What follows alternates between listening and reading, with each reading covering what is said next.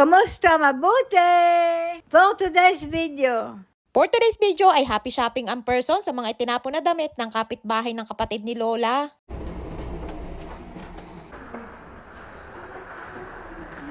Pero bago yan ay tumawag nga ang kapatid ni Lola at pinapupunta ako sa kanilang bahay. Ipinakukuha yung mga pagkain na gusto niyang ibigay para kina Lola. Araw nga yan ng Biyernes at magsasyabat na pagdating ng hapon. At pag araw nga ng Biyernes ay maaga nagsasara ang lahat ng mga tindahan. Ay nga't para mas mura pa dito ang kilo ng puting sibuyas at halos nasa 90 pesos lang sa pera natin sa Pinas. May bus pa nga ng mga oras na yan pero pagsapit ng alas 3 ng hapon ay halos wala nang nabiyahe na bus. Maagang nagsisipag-uwian ng mga tao sa kanilang mga bahay. Dahil paglubog ng araw ay oras na ng kanilang syabat. Ayan yung kanilang Beit Knesset na tinatawag o sinagog, ang bahay dalangina ng mga Hudyo.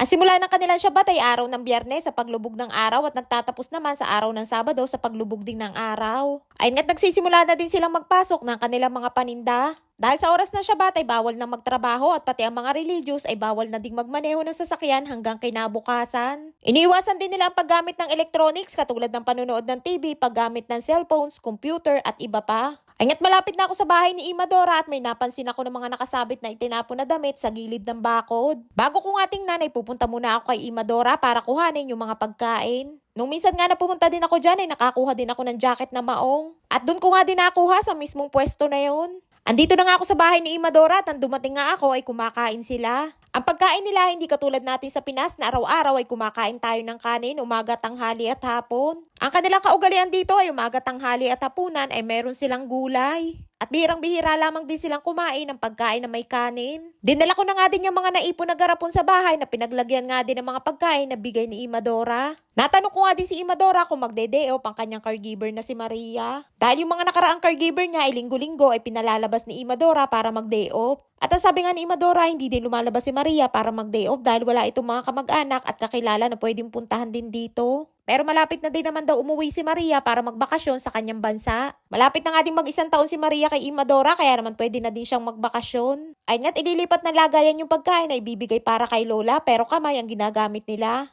Ang ibig sabihin niya na hindi masela ng mga tao dito sa Israel. At kahit nga sa pagkain, kami mga caregivers ay pwede nilang kasabay sa lamesa kapag kumakain. Kung ano ang kanilang pagkain ay pwede din namin kainin at kung meron kaming ibang gustong pagkain ay pwede kami magluto. Karamihan sa aming mga caregivers dito sa Israel ay parang nasa sariling bahay lamang din. At hindi iba ang turing nila sa amin. At komportable din kami nakakakilos habang kasama sila. Pauwi na nga ako niyan at nagdadalawang isip pa nga akong tingnan yung mga damit dahil wala ito sa plastic at basta lamang nakasabit.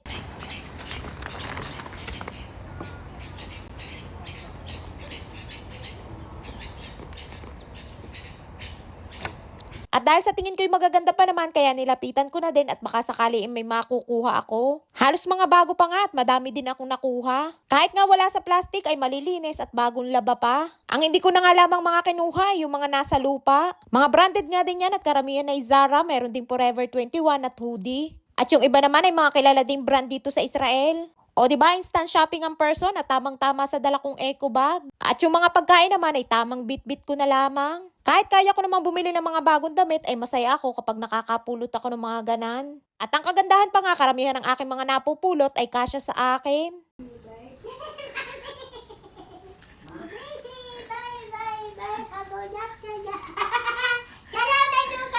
Shalom!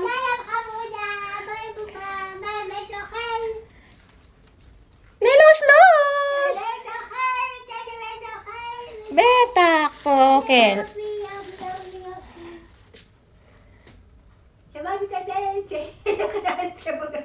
Ha?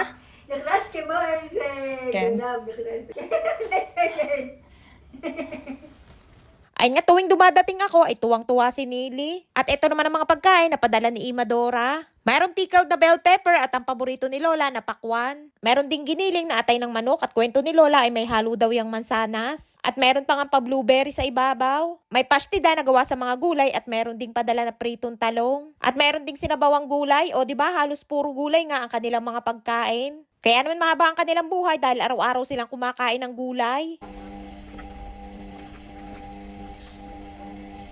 Ay nga't pagkatapos kong ayusin ang mga dala kong pagkain, ay nilabhan ko na din ang aking mga napulot na damit. Ay siya hanggang dito lamang ating kwento for today's video. Maraming po salamat sa inyong suporta at laging panonood. Mag-ingat po kayo palagi. And please subscribe to my YouTube channel. Please follow and share. Salamat!